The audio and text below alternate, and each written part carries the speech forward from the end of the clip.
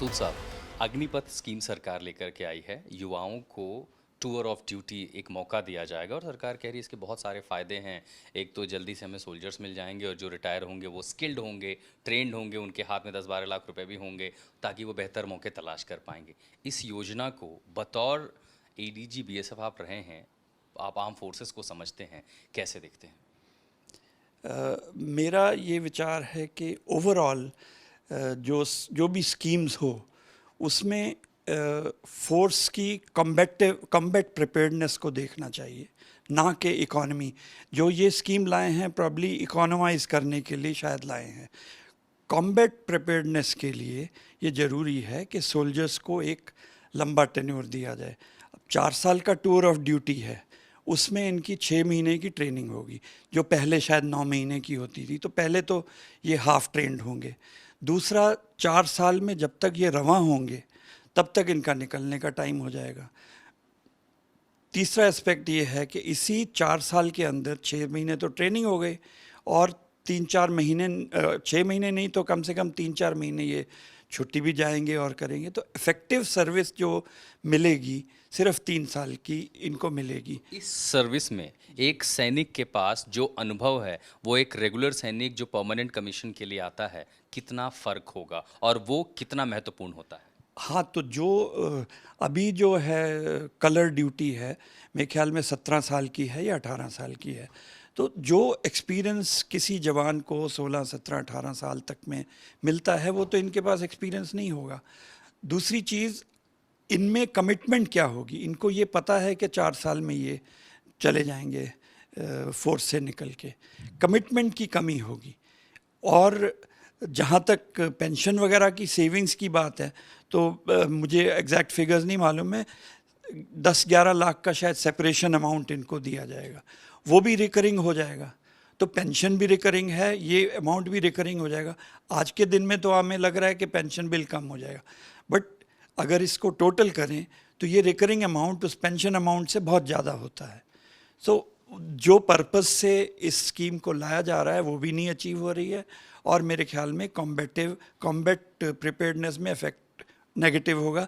And thirdly, जो technical branches हैं, जैसे आर्टिलरी में स्पेशलाइज ट्रेनिंग है, आर्मर्ड में स्पेशलाइज ट्रेनिंग है, ईएमई में, इंजीनियरिंग में स्पेशलाइज्ड चाहिए, और उसमें ज़्यादा समय लगता है। तो उनमें कैसे काम होगा?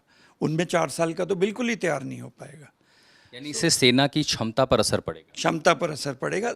और एक और एस्पेक्ट है, जो रेजिमेंटेशन जो होती थी, जिसमें कमांडर और ट्रुप्स एक दूसरे को बड़ी अच्छी तरह जानते थे। मेरी बीएसएफ बटालियन कमांड की है, मैं यकीन के साथ कह सकता हूँ कि मेरे 1036 जो जवान थे उनको मैं या तो नाम से या उनके कार्य से अच्छी तरह पहचानता था और ज़्यादातर की फैमिलीज़ जो वहाँ पर आके रहीं उनके बारे में जानता था, उनकी बैकग्राउंड जानता था।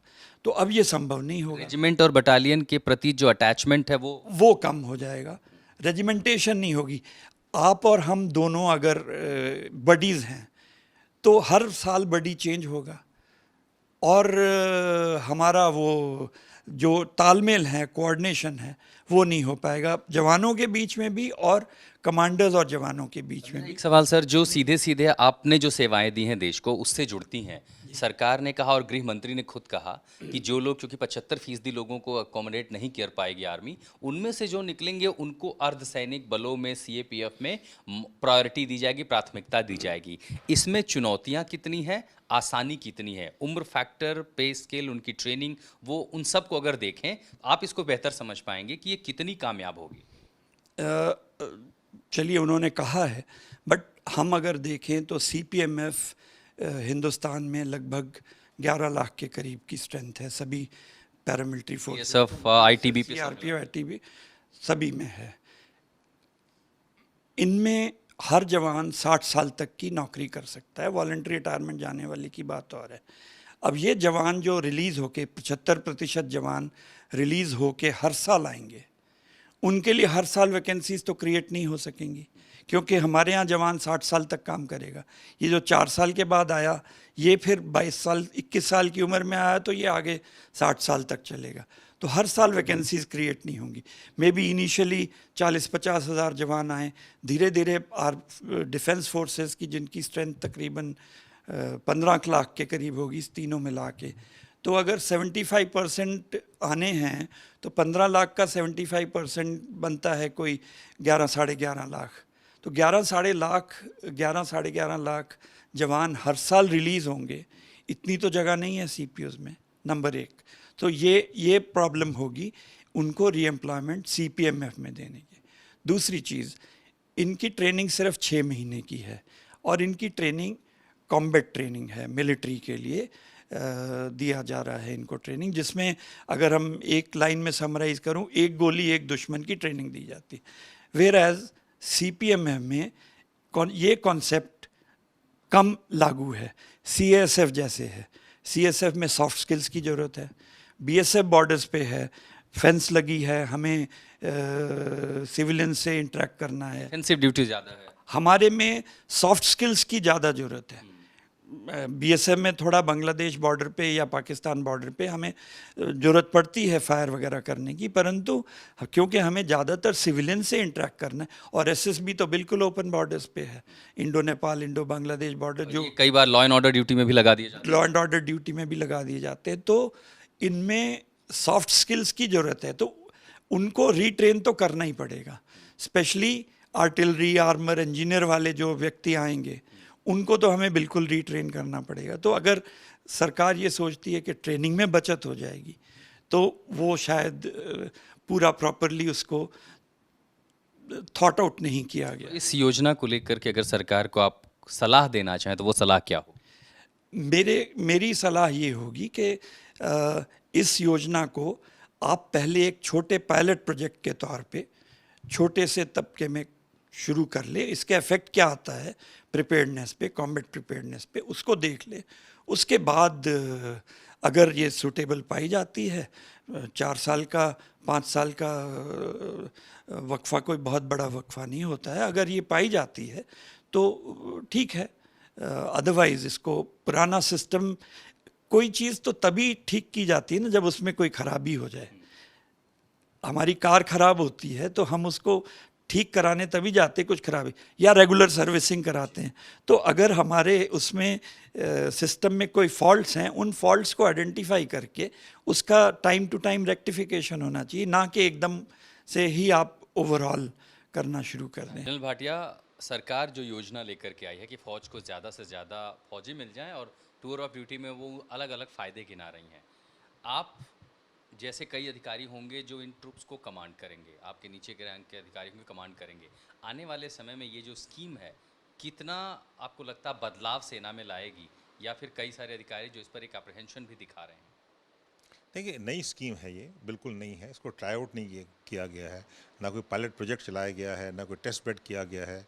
तो ऐसे जो फ़ौज जो है हमारी आर्म्ड फोर्सेज हैं, ख़ास तौर से बड़ी इफ़ेक्टिव आर्म्ड फोर्सेज हैं, वर्ल्ड में रेनाउंड हैं, और हमेशा हमने जो भी टास्क दिए गए हैं बहुत अच्छी तरह से पूरे करें। 47 से ले लीजिए, 65-71 वॉर है, कारगिल है, अभी LAC की सिचुएशन है, LC पर है, जम्मू एंड कश्मीर है, नॉर्थ ईस्ट है। तो उसमें हमारा, मेरे हिसाब से जो हमारा सबसे बड़ी स्ट्रेंथ थी, जो हमारी ताकत थी, वो एक सोल्जर था, एक सेलर था, एक एयर वॉरियर था। आज हम उसी को चेंज कर रहे हैं। रिक्रूटमेंट प्रोसेस वही है, रिक्रूटमेंट क्राइटेरिया वही है, रिक्रूटमेंट बेस वही है, लेकिन हम बदली क्या कर रहे हैं, टर्म एंड कंडीशन सर्विस, जहाँ पर पहले एक 2 से 3 साल तक तैयारी करके हमारे रिक्रूटमेंट आता था, वो सोचता था कि मैं ज़िंदगी भर यहाँ रहूँगा, लड़ूंगा, उसका जज्बा होता था। वो अभी 2 से 3 साल तैयारी करके 4 साल के क्यों आएगा? वो जाएगा दूसरी जगह, जाएगा दूसरे गवर्नमेंट जॉब्स में जाएगा, CAPF में जाएगा, पुलिस में जाएगा, यहाँ नहीं आएगा वो। तो एक तो हमारे जो रिक्रूटमेंट बेस कम हो जाएगा, अच्छे जवान नहीं आएंगे, और दूसरा जो हमारी यूनिट्स हैं, ख़ास तौर से रेजिमेंटल हमारा सिस्टम है, वो काम करता है हमारे नाम नमक निशान पे, हमारे रेजिमेंटल एथॉस में। मैं जो इज़्ज़त है, यूनिट की इज़्ज़त, वो सबसे प्यारी है। अगर आप देखें फर्स्ट वर्ल्ड वॉर में, सेकंड वर्ल्ड वॉर में जो हमारे सोल्जर्स लड़े थे, वो ब्रिटिश आर्मी के नहीं लड़े थे, ब्रिटिश नहीं लड़े थे, वो लड़े थे अपनी यूनिट के लिए। सारागढ़ी की लड़ाई हुई थी 36 सिख के लिए, और किसी चीज़ नहीं हुई थी। वैसे हमेशा से हम लड़ते रहे हैं। कारगिल लड़ाई देखिए, अगर विक्रम बत्रा ने बोला ये दिल मांगे मोर, किस लिए बोला उसने? अपनी यूनिट के लिए, बटालियन के लिए बोला। तो आज हम उसी ताकत को हम इरोड करने की, मतलब ये इरोड होगा नहीं 4 साल में। कोई ऐसा जवान मैं नहीं समझता जो आएगा और बोलेगा कि मैं अपने देखा इसके बाद मुझे इतना पैसा मिलेगा, इतनी नौकरी मिलेगी, इतना ये मिलेगा तो मैं घर जा रहा हूँ सेफ्टी से। रिस्क क्यों लेगा? वो रिस्क कवर्जन होगा उसमें। तो सर बहुत सारी चीज़ें अभी सोचने को है, देखने को है, लेकिन अगर एक रेगुलर सोल्जर जो लंबे समय के लिए आता है, 17-18 साल के पीरियड के लिए आता है, और ये 4 साल टूर ऑफ ड्यूटी में, कॉम्बैट कैपेबिलिटीज़ जो हैं सेना पे, वो इन दोनों में कितनी अलग होगी, और इसकी वजह से सेना की कॉम्बैट कैपेबिलिटी कितनी बढ़ेगी या कम होगी? ये कम्बैट इफेक्टिवनेस में फ़र्क पड़ेगा। अभी नहीं पड़ेगा, क्योंकि अभी तो जो मेजर परसेंटेज है वो उनको खींच लेंगे, क्योंकि यूनिट तो खींच देगी। लेकिन आज से 10 साल बाद, 15 साल के बाद, ख़ास तौर से जब आप देखें अग्निवीर, जब पूरे अग्निवीर आ जाएंगे, 50% अग्निवीर अभी 2030 तक आ जाएंगे, उसके अग्निवीर आ जाएंगे, तब क्या होगा? तो वो अभी कहना बड़ा मुश्किल है।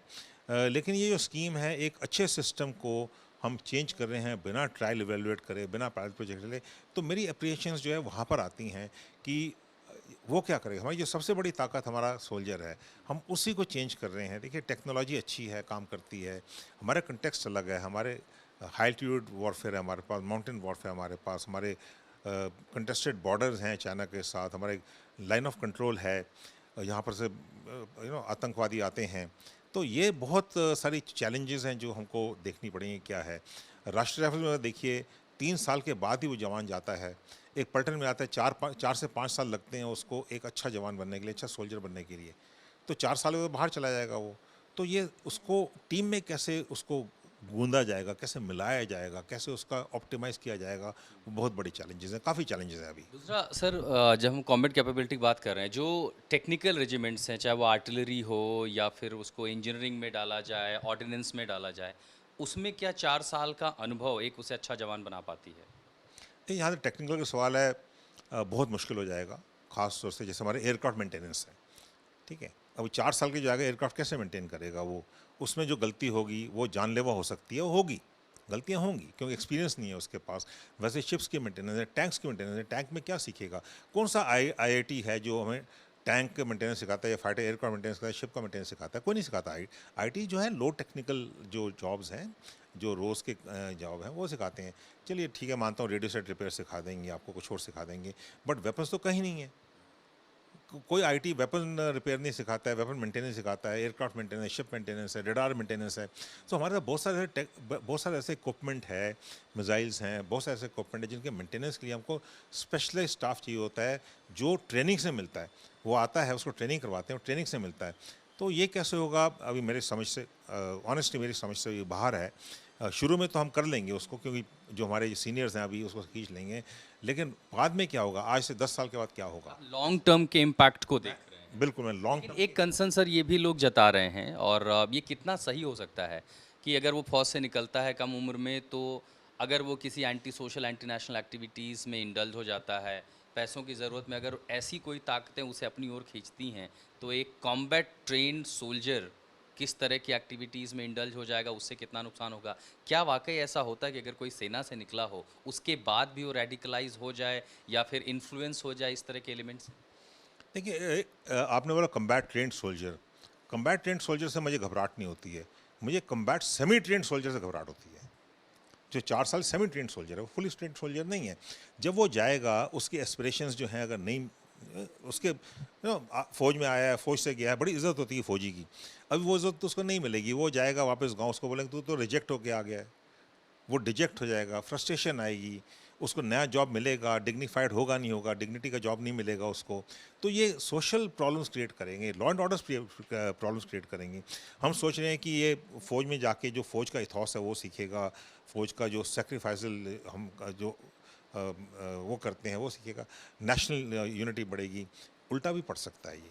और अगर 10 से 15% भी ऐसे उल्टे पड़ गए, law and order problem create करें, सोशल प्रॉब्लम क्रिएट करेंगे, मिलिटराइजेशन सोसाइटी होगी, तो हमारे लिए और मुश्किल हो सकता है। लेकिन इसमें सर सरकार की ओर से एक बात ये दलील दी गई है, अभी जैसे कई सारी राज्य सरकारें हैं वो कह रही हैं कि हम इनको पुलिस में प्रायोरिटी देंगे भर्तियों में, सीएपीएफ में इनको ले लेंगे, गृह मंत्री ने कहा कि पैरामिलिट्री में भी इनको प्राथमिकता दी जाएगी। क्या इससे जो वो फिल्टर आउट होंगे वहाँ पर उनको जगह नहीं मिल पाएगी, और अगर वो स्किल्ड होकर के निकलते हैं तो जैसा सरकार कह रही है कि समाज में कुछ और अच्छा कर पाएंगे, किसी तरह की नौकरियों में उन्हें आगे प्रायोरिटी दी जाएगी, कुछ और कर पाएंगे, वो स्किल समाज में कहाँ कहाँ काम कर पाएगी, पुलिस और सीएपीएफ में कितना कंज्यूम हो पाएंगे? देखिए, इसमें 3 पॉइंट हैं।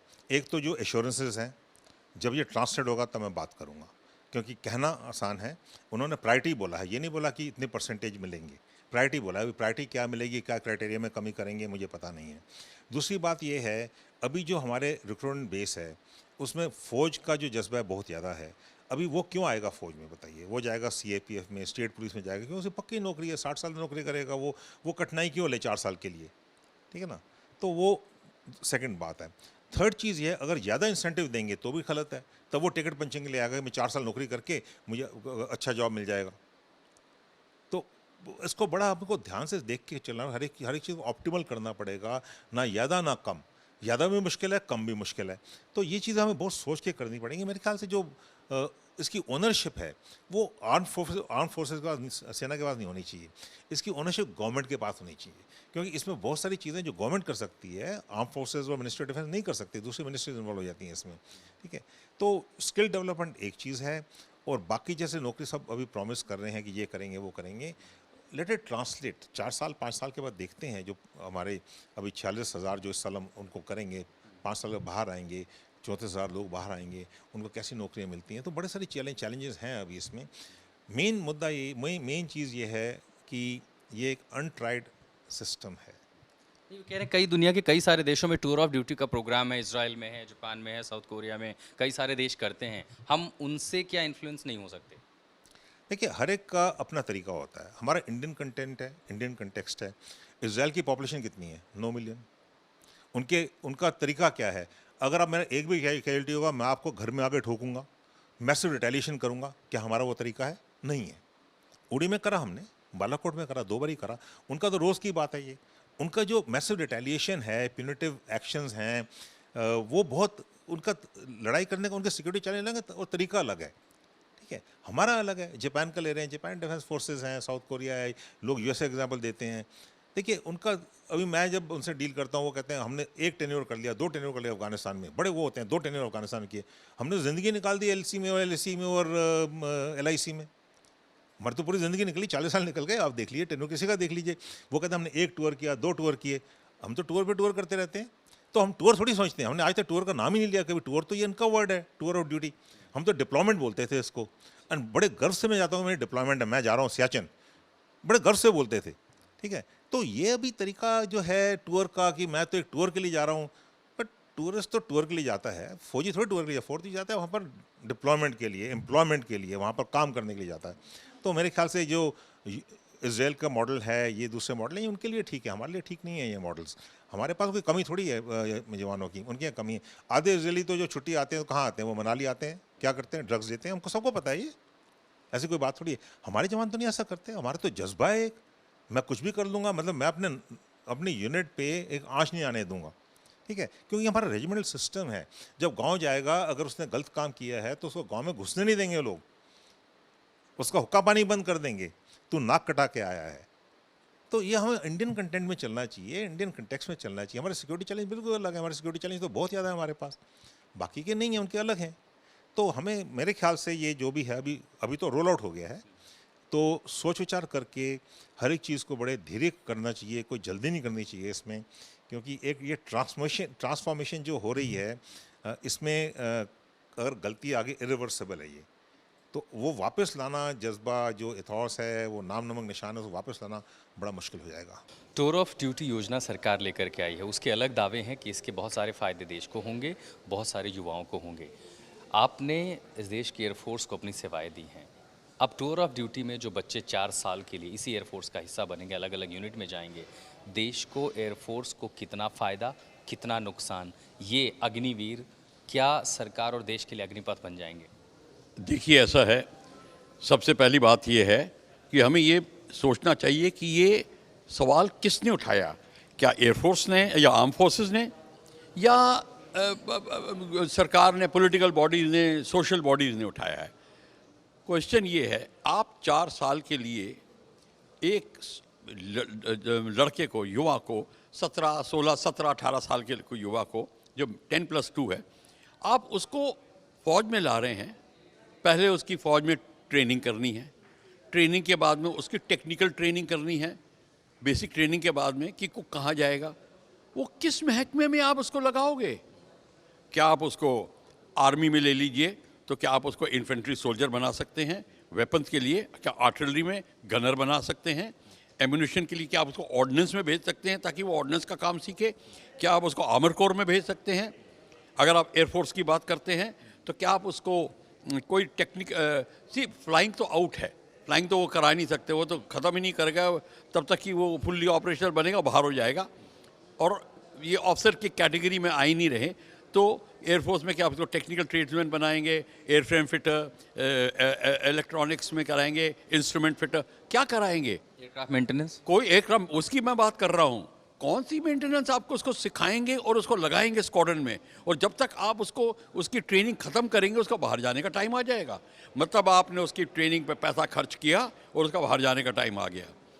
आप हासिल क्या कर रहे हैं? हाँ, हासिल कर रहे हैं कि आपने एक युवा को बेसिक ट्रेनिंग दी, बेसिक ट्रेनिंग के बाद में वो मार्चिंग सीख गया, डिसिप्लिन सीख गया, फिज़िकल फिटनेस आ गई, उसको वर्दी पहनना सीख गया, थोड़ा सा वो काम सीखेगा पर वो सीख जाएगा। चलो आपने उसको एक बाहर निकलेगा तो वो टेक्निकल कोर्स करा दिया, वो ठीक है, वो बाहर जाएगा। अब क्या उतना सफिशिएंट है कि बाहर उसकी वैल्यू बढ़ जाएगी, कोई कंपनी उसको टेक्निकल कंपनी लेगी, कोई उसको इलेक्ट्रॉनिक कंपनी लेगी, ये सारा देखना होगा।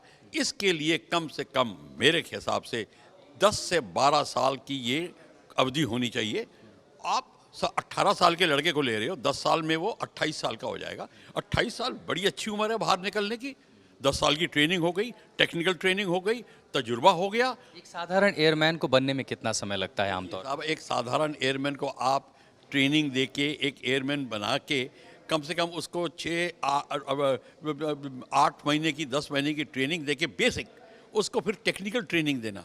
टेक्निकल ट्रेनिंग में उसका कम से कम 1 साल से ज़्यादा 1.5 साल लग जाता है। फिर उसको ऑपरेशनल बनाना, उसको तजुर्बा गेन करना, तब वो जाके कोई स्क्वाड्रन में जाता है और फाइटर एयरक्राफ्ट सुखोई, MiG-29 पे काम करेगा।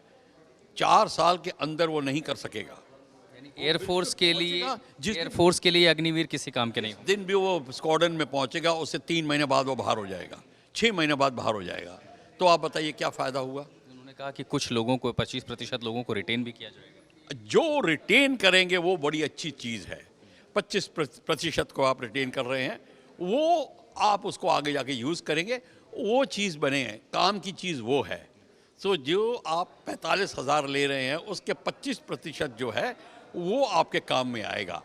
बाकी जो आप बाकी बचेंगे वो उनके काम में आएगा। वो ठीक है, वो थोड़ा सा ज़्यादा डिसिप्लिन हो गए, उनको अच्छी नौकरी मिल सकेगी।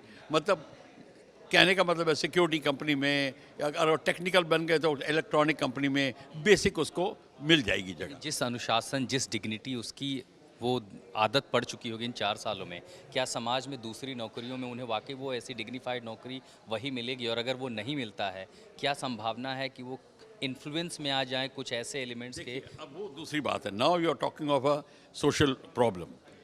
वैसे तो उसको नौकरी मिल सकेगी कि अगर जो एक 4 साल, जिसने 4 साल फौज में काम किया है उसको नौकरी मिल जाएगी, उसमें कोई दो राय नहीं है, उसके लिए ठीक होगा। वैसे उसको कोई बड़ी नौकरी नहीं मिलेगी क्योंकि वो क्या कोई डिग्री नहीं हासिल कर पाएगा। अगर आपने 10वीं क्लास के 12वीं क्लास के लड़के को आप क्या डिग्री देंगे?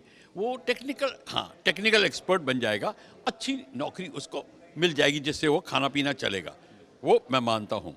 दूसरी बात अब आपने कही, अगर उसको अच्छी नौकरी नहीं मिलती, वो वेपन्स एक्सपर्ट बन गया है, वो राइफल हैंडल कर सकता है, वो ग्रेनेड हैंडल कर सकता है, उतना तो उसको सिखा देंगे। मशीन गन हैंडल कर सकता है, उतना सिखा देंगे। पर फौज में यूटिलाइज नहीं हुआ, बाहर निकलेगा। अनलॉफुल एलिमेंट्स के हाथ में अगर वो पड़ेगा, अगर वो डिसग्रंटल्ड होगा, तो सोशल प्रॉब्लम बन जाएगी। अगर वो नक्सलाइट्स के हाथ में पड़ता है बात हो जाएगी। अगर वो और कुछ बातें हाथ पड़ता, अगर आपने डेकॉइट्स की स्टोरी सुनी होगी तो आपको पता होगा most of the dacoits x फौजी थे, हैं। तो क्वेश्चन ये है, मैं ये नहीं कहता कि हो जाएगा, मेरी काली जुबान मैं नहीं बनना चाहता, भावनाएं ऐसी हो सकती पर भावना हो सकती है, ये खतरा हो सकता है।